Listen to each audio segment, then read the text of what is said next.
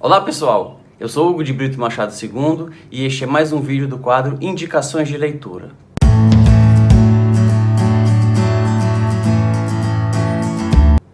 No vídeo de hoje, a indicação será o livro The Telltale Brain, de V.S. Ramachandran, ou O que o Cérebro tem para contar, no título da edição em português. Trata-se de um livro de introdução à neurociência, um livro em que este neurocientista procura, a partir de achados da neurociência, descobrir o que nos faz humanos, o que torna o ser humano diferente dos outros seres vivos.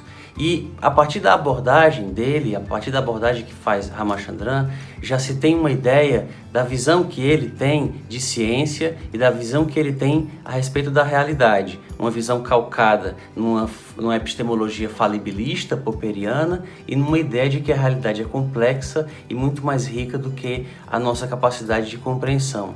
Então, quando Ramachandran inicia o livro, ele já trata da falibilidade das ideias humanas, inclusive das dele, da possibilidade de elas estarem equivocadas. Ele trata das várias escolas que existem no campo da neurociência em relação aos mais diversos aspectos e elogia o fato de existirem escolas diferentes, porque isso faz com que umas terminem podando os excessos da outra, umas são mais críticas com os excessos ou com eventuais erros das outras, o que não aconteceria se todos pensassem do mesmo modo, ninguém faria crítica e ninguém enxergaria os erros cometidos uns pelos outros.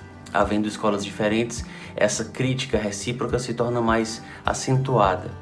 Outro aspecto importante é que Ramachandran recusa-se a encontrar um elemento que diferencia o ser humano de todos os outros animais e que apenas por esse elemento o ser humano seja completamente diferente.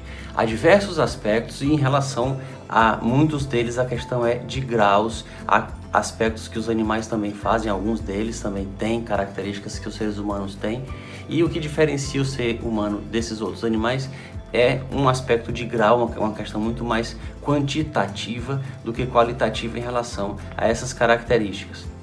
E o livro então segue numa abordagem dos mais variados aspectos que podem ser esclarecidos com achados da neurociência, como questões ligadas à estética, questões ligadas à ética, questões ligadas à justiça, questões ligadas a sentimentos morais, questões ligadas a uma série de aspectos que estão ligados, relacionados, atrelados ao funcionamento da mente humana. E o telespectador pode perguntar qual a utilidade de conhecer neurociência, qual a utilidade de conhecer essas noções científicas que são colocadas no livro, repito, de forma introdutória, para o estudioso do direito, por exemplo. O aspecto importante decorre da circunstância de que o direito disciplina a conduta humana. Então, para entendermos o direito, para entendermos como o direito deve disciplinar a conduta humana, é essencial entender o ser humano. Se bem observarmos as mais variadas correntes filosóficas a respeito do direito, elas divergem, e da ciência política em geral, elas divergem muitas vezes em relação à própria ideia de ser humano que têm, ou da qual partem. Se o direito é essencialmente coativo, se o direito deve decorrer de um senso de justiça, deve ter um conteúdo atrelado a um senso de justiça.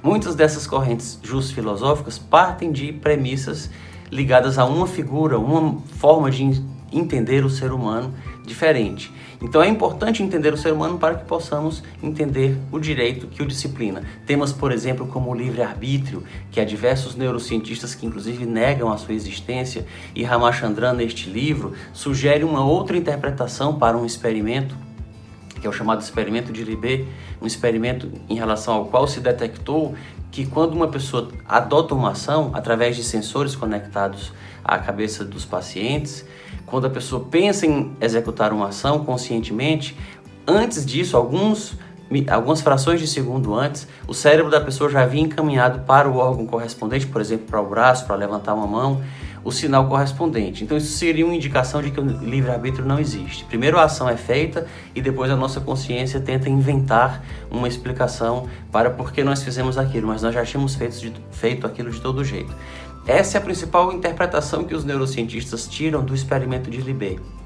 E Ramachandran sugere uma outra possibilidade, a mostrar que um experimento, conquanto objetivo, um fato objetivo, ele pode ter mais de uma interpretação, e Ramachandran sugere uma outra interpretação, que é de que a consciência tem um poder de veto. Às vezes nós temos um impulso que é prévio à consciência de adotar uma ação, de adotar 2 ou 3 ações diferentes, e a consciência veta uma delas, não veta a outra, e ao fazê-lo, ela está exercendo o livre-arbítrio. Mas enfim, é uma leitura bastante interessante, bastante enriquecedora para nos entendermos como seres humanos um pouco melhor. Fica a indicação, quem tiver interesse em outras indicações, peço que se inscreva no canal, não se esqueça de curtir este vídeo e de deixar na caixa de comentários o que pensa a respeito deste e de outros livros aqui indicados. Até a próxima!